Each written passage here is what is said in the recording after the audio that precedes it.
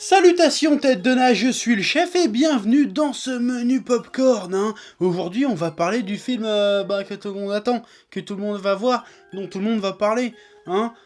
Star Wars, Rogue One. Enfin le titre c'est Rogue One Star Wars Story, mais c'est un Star Wars, ferme ta gueule, donc on va parler de ça aujourd'hui. Ouais. Bon alors que je te cache pas que je l'attendais pas mal ce film avec aussi pas mal d'impréhension. Je me disais, ok, donc là, depuis que ça a été racheté par Disney, ils ont dit nique ta mère l'univers étendu Star Wars, qu'on chérissait tous les fans depuis des années, même si ça fait des années que je me suis pas replongé dedans, mais à une époque j'étais à fond moi dans l'univers étendu Star Wars. Je me suis dit, qu'est-ce qu'ils vont en faire? En plus ils parlent d'une période un peu lointaine, voire juste avant l'épisode 4. Je me suis dit, ok, qu'est-ce que ça va donner?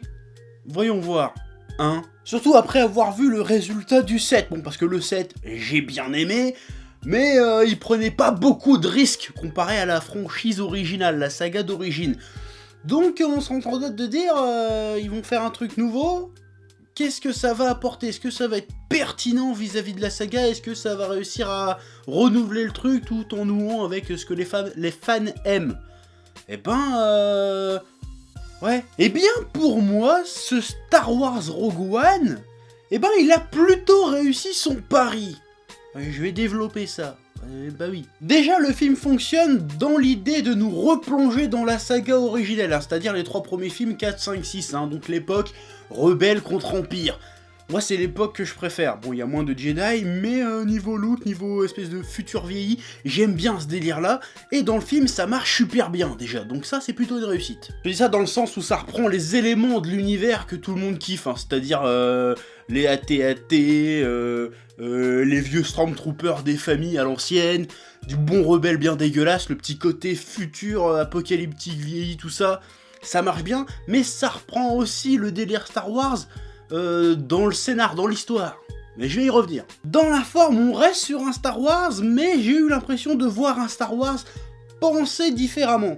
Par rapport à l'épisode 7 qui était vraiment calibré comme un Star Wars à l'ancienne. Là, on a un Star Wars vu d'un œil nouveau. J'ai l'impression, c'est peut-être qu'une impression, mais qu'ils ont essayé de faire ce film, de penser ce film plus comme un film de guerre. Si tu vois le délire. Bon là, tu vas me dire, oui mais ça s'appelle Star Wars, ça veut dire la guerre des étoiles, donc tous les Star Wars sont des films de guerre. J'ai envie de te dire, dans l'absolu oui, mais dans les faits pas vraiment. Les films Star Wars, c'est plus des films d'aventure. Alors que là, on est vraiment dans le thème de la guerre. Il y a de l'espionnage, du contre-espionnage, du genre, ouais, faut récupérer des infos pour lancer des offensives, machin. C'est vraiment un film plus guerrier que les autres. Même si dans les autres, il y a de la baston, il y a des batailles, certes, mais là, c'est vraiment le cœur du sujet. Je trouve. Après, c'est peut-être juste mon impression. Oui. Et du coup, de par son aspect un peu plus guerrier, dans ce film, on découvre un peu plus, même beaucoup plus, le monde des rebelles. Et quand je dis des rebelles, je te parle pas des... On a déjà vu des rebelles dans les autres films. On les a vus en Réunion, on a vu Han Solo, Princesse Leia, tout ce que tu veux. Mais là, ça s'intéresse aux rebelles lambda, j'ai envie de dire. Je te parle des mecs qui n'ont pas une destinée extraordinaire, qui n'ont pas des sabres laser, qui n'ont pas la force, qui sont pas les gosses de Dark Vador, qui n'ont pas le vaisseau le plus rapide de l'univers. Non, c'est juste des rebelles du terre-terre, en mode crevard, qui veulent se battre pour la liberté et qui ont chie comme pas possible. Le côté un peu dirty, un peu dégueulasse de Star Wars, qu'on n'avait pas l'habitude de voir. Le côté bas-fond de Star Wars qui manquait un petit peu, et qu'on avait envie de voir. Et là on l'a, justement, on aurait pu se dire, ouais bon c'est Disney, ils vont peut-être pas aller jusque là, et si, on voit les bas-fonds de Star Wars, c'est dégueulasse, c'est pas ragoûtant, ça j'aime bien, c'est un film un peu sale, c'est moins gamin, c'est moins blague, c'est plus, c'est un film de guerre quoi, c'est un film de guerre. Et inversement, on découvre aussi un peu plus l'Empire, les mecs qui le composent, ses rouages, les jeux de pouvoir au sein de l'Empire, ça on voyait pas trop avant, bon il y avait... De temps en temps, tu voyais un gars qui disait « Ouais, mais Dark Vador quand même », et puis Dark Vador lui serrait la gueule. Là, non, là, Dark Vador, on le voit dans le film, mais bon, c'est pas s'il est dans la bande-annonce, c'est pas un spoil. Mais il est pas dans le cœur du truc. Là, tu vois vraiment l'échelle en dessous, comment ça se passe. Les mecs, c'est des requins, c'est des enculés. Ça, c'est intéressant à voir, qu'on n'avait pas vu ça non plus avant. Et tout ça, ça nous est servi, ça nous est montré avec des personnages qui sont plutôt cool et intéressants. Pourquoi? Parce que pour une fois, dans un Star Wars, on n'a pas une opposition manichéenne du délire. Parce que Star Wars, c'était un peu l'Empire, les rebelles, les gentils, les méchants, ils se foutent sur la gueule parce qu'on sait qui est qui, machin. Là, c'est un peu plus gris, c'est un peu plus compliqué, c'est moins simple que ça. Et on s'en rend compte dans ce film. Déjà, le truc que j'ai surkiffé, qu'on nous montre et qu'on n'avait pas conscience du tout avant, c'est que les rebelles, en fait, c'est des sacrés petits enfoirés. Hein, c'est pas juste des mecs chevaleresques, genre oui, on vient défendre la veuve orphelin. Non, non, c'est des petites saloperies, doublées de fils de lâche, qui hésitent pas à faire des trucs de sales, mais alors sales, mais et quand il faut se tirer, ils font ouais, non, en fait, on va arrêter parce que c'est trop dangereux pour notre gueule. Les rebelles, c'est des petites salopes, ça on le savait pas. Et ça nous est très bien montré avec le personnage du capitaine. J'ai oublié son nom, mais le capitaine qui ressemble un peu. Une espèce de chicanos, là, le capitaine, le capitaine, ouais. Bref, le capitaine, les 2/3 du film, il se comporte pas vraiment comme un héros, hein, c'est une petite salope, il faut pas lui tourner le dos, sinon il te flingue, il fait des trucs assez sales. Bon, il fait des trucs sales pour la bonne cause, certes, mais ça reste quand même de bien belles petites saloperies ce qu'il fait. Hein. D'ailleurs, il fait tellement de saloperies qu'à un moment il se dit est-ce que ce qu'on est en train de faire, c'est bien ou pas? À un moment donné, il doute, le mec. Et ça... ce côté doute, est-ce que les rebelles c'est vraiment des gentils ou pas? J'ai trouvé ça vachement intéressant, ce genre de questionnement. Bon, on avait un peu ce genre de questionnement déjà avec l'épisode 7, avec Finn qui déserte l'Empire, mais l'Empire, on sait très bien que c'est des méchants. En revanche, on savait pas que les rebelles c'était des enculés. Ça, on le savait pas. Du coup, c'est assez marrant de voir que... c'est pas tout noir tout blanc tout ça, c'est pas très propre. Ça, c'était cool de découvrir ça. L'héroïne, Jane, si j'ai bien compris son prénom, elle est sympa aussi, elle est cool. Bah, c'est une espèce de Han Solo, si tu veux. C'est-à-dire, au début, elle est là, elle est embarquée dans le conflit, mais elle s'en bat les couilles. Elle, tout ce qu'elle veut, elle finit sa mission, et puis après, laissez-moi tranquille, démerdez-vous avec votre histoire de rébellion, d'empire, je m'en fous. Puis, évidemment, au cours du film, eh ben, elle se lance à corps perdu, à fond dans la cause. Peut-être même un petit peu trop à fond. Hein. Je veux dire, le retournement, il est peut-être un peu facile dans le film, mais ça marche bien. C'est cool. Bon, on pourrait dire, oui, bon, cette héroïne, elle est un peu facile, elle a un peu déjà vu, mais moi, j'ai trouvé ça plutôt bien vu, plutôt assez brillant, même, j'irais même jusqu'à dire ça, parce que c'est une héroïne qui, bien que ça ne soit pas une Skywalker, une Jedi comme ça, a été traitée de manière très Star Warsienne. Si tu vois ce que je veux dire, mais je vais t'expliquer, t'inquiète pas. Parce que la première trilogie, c'est quoi? C'est pas juste des piou-piou dans l'espace et des sabres laser, non. C'est surtout une tragédie familiale. Bon, une tragédie qui finit bien, certes, mais ça reste une tragédie familiale avant tout. Et bien ici, c'est pareil. Le personnage est traité un peu à la Luke Skywalker dans le sens où il est embrigadé, si tu veux, dans une tragédie familiale duquel il essaye elle essaye du coup pour le coup de se sortir.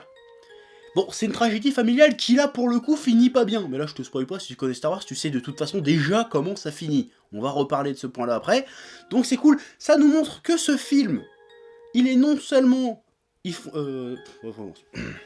Donc ce film, il fonctionne à la fois au sein de l'univers Star Wars en tant qu'univers, mais il est aussi tout à fait pertinent dans les thématiques qui font l'essence de la saga. Et ça, c'est bien fait. Ça, c'est plutôt habile, parce que réussir à faire ça sans Skywalker, sans Jedi, sans grande destinée, des trucs comme ça tout autour, c'est plutôt bien foutu. Ouais. Et ça réussit à faire ça tout en apportant une certaine fraîcheur, une certaine nouveauté, parce que les thématiques, dans le fond, restent les mêmes, mais c'est traité de manière tout à fait différente. Et ça, c'est cool. Et je pense qu'à ce niveau-là, ça le fait même mieux que le Star Wars 7. Parce que le Star Wars 7, j'ai adoré, hein, attention, mais il faut bien avouer que c'est juste un espèce de remake best-of de la trilogie originale. Ça apporte pas grand-chose de nouveau au schmilblick. C'est même pas traité d'une manière nouvelle, c'est traité exactement comme on avait vu Star Wars la première fois. Si tu vois ce que je veux dire. Alors que là, non. Là, on nous propose du nouveau, tout en restant fidèle à l'essence de la saga. Je me répète, mais c'est important que ce truc-là y rentre. Ouais. Pour en revenir au personnage, le méchant du film est vachement bien. Déjà parce que c'est un méchant totalement différent de ce qu'on a l'habitude de voir dans Star Wars. Dans les films en tout cas, hein, je vais y revenir. Bon là on n'a pas un putain de seigneur Sith bien vénère. Non, là on a juste un haut gradé, d'ailleurs pas si haut gradé que ça, qui essaye de gravir les échelons, de grimper dans la hiérarchie, de gagner en pouvoir. C'est une petite merde vislarde le gars. Mais il essaye de s'en sortir, il essaye de bidouiller pour avoir un peu plus de pouvoir. Il essaye de... Il se prend un petit peu pour une merde, le gars. Bon, après, il est très vite rappelé à l'ordre, mais il essaye de... Voilà, il se la pète un petit peu. C'est un mec calculateur qui change un peu de ce qu'on a l'habitude de voir. Il me fait plus penser à un méchant, enfin au joueur de méchant qu'on a plus l'habitude de rencontrer dans l'univers étendu. Hein, pour ce que je me souviens de l'univers étendu. Donc c'est tout à fait pertinent pour le coup. Ouais. Et en plus, ce méchant, qui est nouveau, qui est inédit, qui est d'un genre qu'on n'avait jamais vu, ils arrivent à le connecter avec la tragédie familiale que l'héroïne subit, si tu veux. Ça, c'est un peu l'erreur de Kylo Ren, parce que Kylo Ren, dans l'épisode 7, bon, il y a la tragédie familiale avec Leia, Han Solo et Luke, ok, mais l'héroïne de cet épisode 7, c'est Rey. C'est quoi le rapport entre Kylo Ren et Rey, tu vois? Ça manque un petit peu, ce côté-là. Oui, hein? Ouais. Puis ce personnage, c'est l'occasion aussi de nous montrer que l'Empire, c'est pas un tout, un et indivisible, en fait. C'est un truc, c'est une grosse entité, certes, menée d'une main de maître de fer par l'Empereur et Darth Vader, ok, mais c'est plein de petites guerres intestines. Ça, c'était intéressant, ça, on n'avait pas vraiment conscience de ça dans les autres sagas précédentes. Et ça, j'ai bien kiffé ce truc-là. Que dire de plus sans spoiler le film? Bah déjà, les scènes d'action, elles sont juste ouf, hein, le petit côté guérilla urbaine de certaines scènes, les grosses batailles de tarés qui à la fin, franchement, c'est un truc de malade. Franchement, même les batailles de vaisseaux et tout, c'est du délire, j'ai kiffé comme pas possible, c'est génial. Pas plus qu'on en ait parlé des scènes d'action, il y a un truc que j'ai pas parlé, mais il faut que j'en parle. Dans le film, t'as Donnie Yen, qui défonce des Stormtroopers en faisant du Kung Fu. Je te répète, il y a Donnie Yen qui défonce des Stormtroopers à coups de Kung Fu. Dans Star Wars. Rien que pour ça, ce film, il mérite de figurer au panthéon des meilleurs films de l'univers. Donnie Yen qui défonce des Stormtroopers. Génial. L'autre truc que j'ai vraiment, mais alors vraiment apprécié dans ce film, c'est l'étoile noire, ou l'étoile de la mort. Là, il l'appelle l'étoile de la mort. Pourquoi? Parce que l'étoile de la mort, dans les films précédents, c'était un peu anecdotique, l'étoile de la mort. Je trouve, dans le traitement, c'est juste, oh là là, c'est une station spatiale qui détruit des planètes. On s'en fout, tu vois, elle est pas montrée de manière majestueuse, un truc comme ça. On s'en branle. Même dans l'épisode 7, la base Starkiller, on la voit détruire 3 ou 4 planètes. Ok, mais globalement, on s'en bat les couilles. Je veux dire, on n'est pas spécialement impressionné, on s'en fout. Alors que là, dans ce film, ils ont traité l'étoile noire comme le mythe que c'est censé être. L'espèce de truc mythique. Tu vois l'étoile noire, à un moment, tu dois dire « Oh putain, ça va chier !» Et bah là, dans ce film, dans la mise en scène de l'étoile noire, avec la musique et tout, ça marche, tu te dis putain c'est l'étoile noire, elle est pas là pour rigoler. Rien que la première apparition de l'étoile noire, le plan est génial. Bon, je te raconte pas comment c'est, mais j'ai trouvé le plan vachement stylé. Tu te rends compte de l'immensité du bordel, du truc, tu te dis que ça va chier. Et quand elle arrive, ça chie effectivement.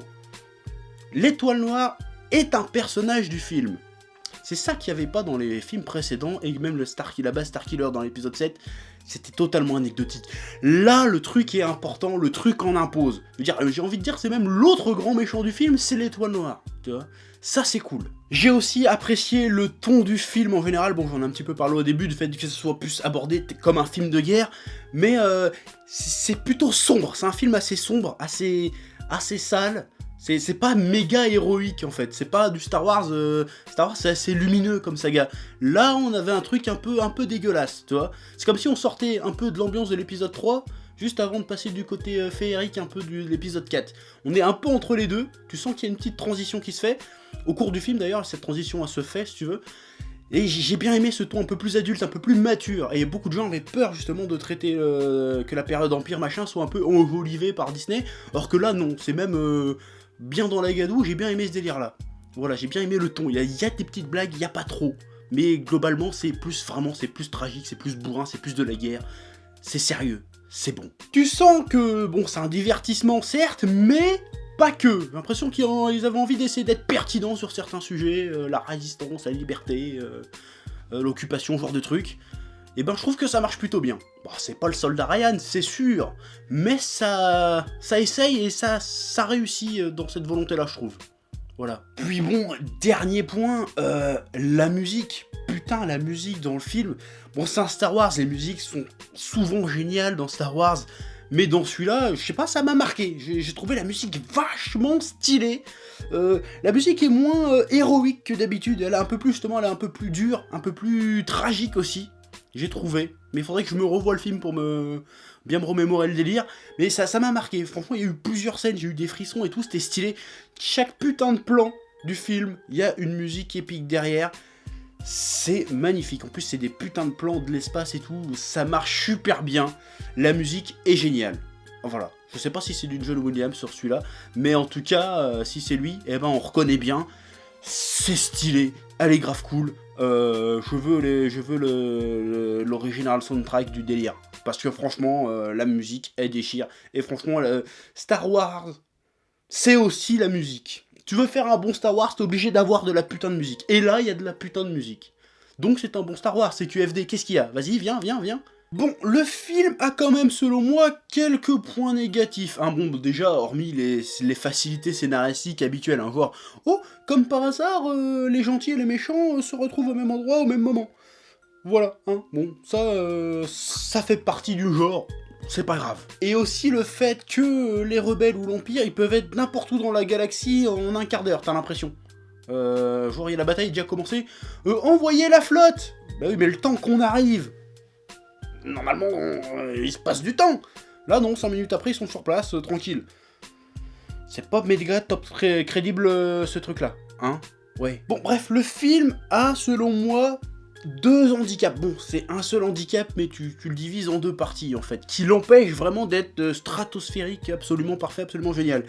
Numéro 1, c'est un one-shot. Alors, ça pourrait être, a priori, un avantage.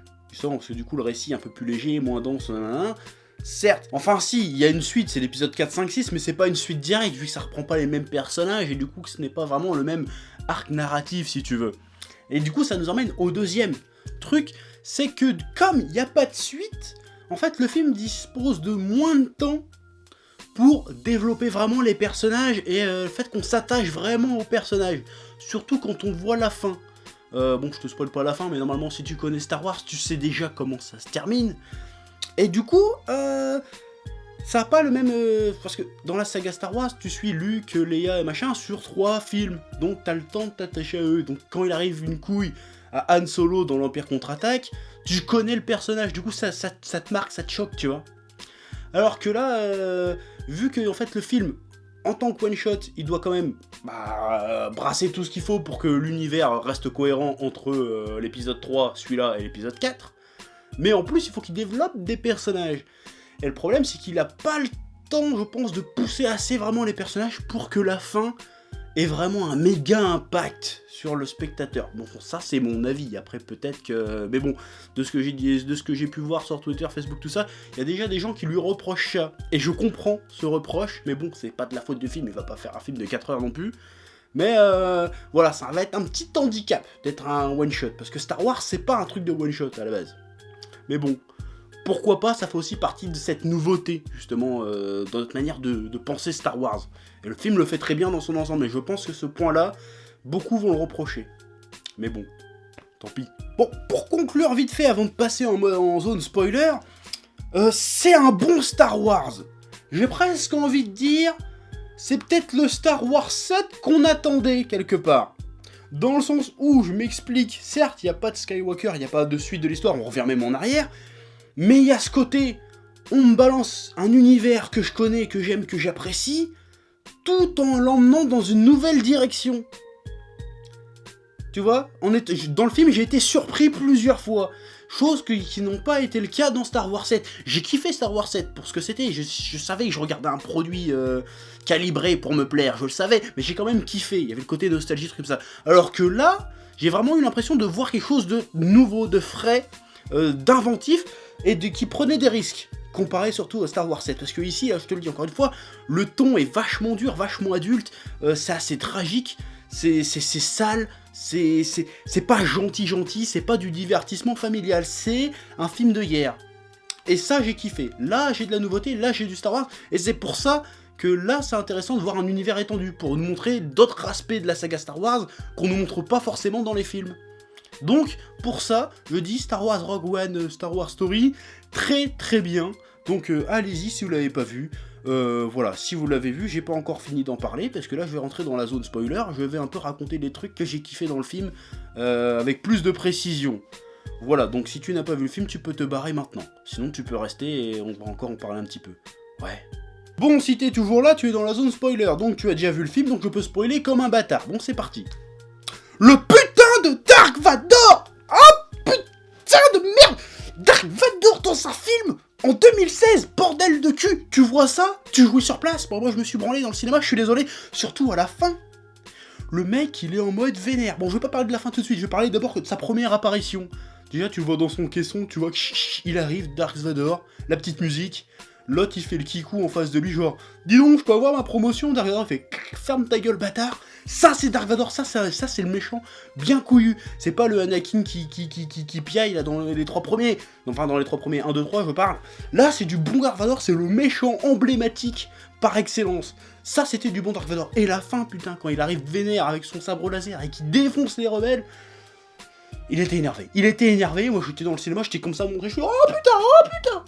C'était génial. Dark Vador, je t'aime. J'espère qu'on te reverra dans un autre spin-off. Parce que putain, Dark Vador, quoi. Merde. Le grand Moff Tarkin, ou Tarkin, je sais plus comment on dit, dans le film. Je m'y attendais pas. Franchement, j'étais là, merde. Mais comment ils vont faire pour faire apparaître ce personnage? Il est mort, le mec. Eh ben, ils l'ont fait en image de synthèse. Pas trop dégueulasse, il faut avouer. Même s'il y a des plans, bah, tu t'en rends compte assez vite. Parce que quand tu sais que le gars est mort, tu dis merde. Il a pas vieilli, qu'est-ce qui se passe? Et ben, tu vois un petit peu. Mais c'est fait assez intelligemment, tu vois. Souvent, il est dans l'ombre ou en arrière-plan, le gars, ou de dos. Donc, ça fonctionne plutôt bien. Et c'était cool de voir ce personnage-là. Parce que on l'oublie assez rapidement, ce personnage. Enfin, le grand public se souvient pas trop de ce personnage. Mais moi, ça m'a fait plaisir de voir Moff Tarkin dans le film. Je fais, oh putain, c'est cool. Ouais. Et en fait, une fois que je l'ai vu, lui, fait en image de synthèse, je me suis dit... Oh putain, il y a certainement un autre personnage qu'on attendait dans le film qui va certainement apparaître à un moment donné. Et ce personnage apparaît dans les dernières minutes du film. Et c'est là que j'ai trouvé ça vachement brillant et que j'ai vraiment kiffé. Leia Organa, ma gueule. Ils ont réussi à faire Leia Organa jeune. Bon, là par contre c'était un peu plus choquant de voir sa gueule en image de synthèse. Mais ça a marché sur ma gueule, j'ai fait oh putain, ils ont mis Leia. Ça veut dire...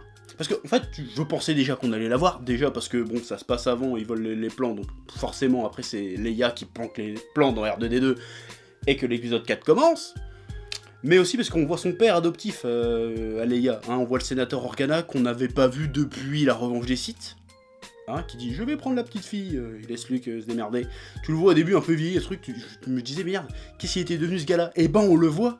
Et c'était cool, dès que j'ai vu sa gueule, je suis oh putain, on va voir Leia dans le film. Après j'ai vu Moff Tarkin en 3D, je me suis dit, ok, on va voir Leia à la fin. Et à la fin, tu vois Leia qui récupère les plans et qui se barre avec sa frégate. Et c'est là que tu te rends compte qu'en fait, la fin du film se passe, allez, max quelques heures avant le début du 4. Si ce n'est quelques minutes avant le début du 4. Et c'est là que tu te rends compte que c'est génial. C'est génial, moi j'étais comme un fou quand j'ai vu ça, je suis oh putain, le 4 commence juste ici. Oh, c'était cool, c'était cool. Oui, alors tu l'as peut-être remarqué, mais dans la zone spoiler, je suis pas spécialement pertinent. Hein, je suis en mode fanboy, hein, voilà, je me lâche. Ouais, ça fait plaisir. Il y a eu pas mal de petits caméos, de petites références dans le film que j'ai bien aimé. Déjà, quand ils arrivent sur Jeddah, la meuf, elle rentre dans l'extraterrestre qui cherche la merde à Luke dans l'épisode 4 sur Tatooine dans la cantina. Qui lui fait « Eh, bon pote, il se trouve que t'as une sale gueule, tu sais, l'extraterrestre vit bien moche, là. » Tu le croises, ça c'est cool. Après, t'as la petite apparition de C3PO et R2D2 aussi qui fait plaisir. C'était sympa, c'était cool ça aussi. Nickel. Bon, évidemment, t'as la petite référence à Obi-Wan, obligé, hein, genre, la meuf a fait, enfin, l'espèce de chef rebelle a fait « Eh, appelez votre ami le Jedi, on va avoir besoin de lui pour la rébellion. » Et là, tu fais « Vous inquiétez pas, je vais envoyer une amie ou ma fille le chercher. » Ça fait plaisir aussi, parce que Obi-Wan, faut pas déconner. Bon, je m'attendais un petit peu à le voir à un moment donné, je me suis dit « Oh putain, ils ont fait Leia en image de synthèse. » Peut-être qu'ils vont nous faire un petit plan avec Obi-Wan, ou Luke gamin, ou un truc comme ça. Bah non, pas Luke gamin, mais ou Luke Skywalker. Mais bon, c'était peut-être un petit peu trop. Ouais, ils ont eu raison de pas pousser jusque-là.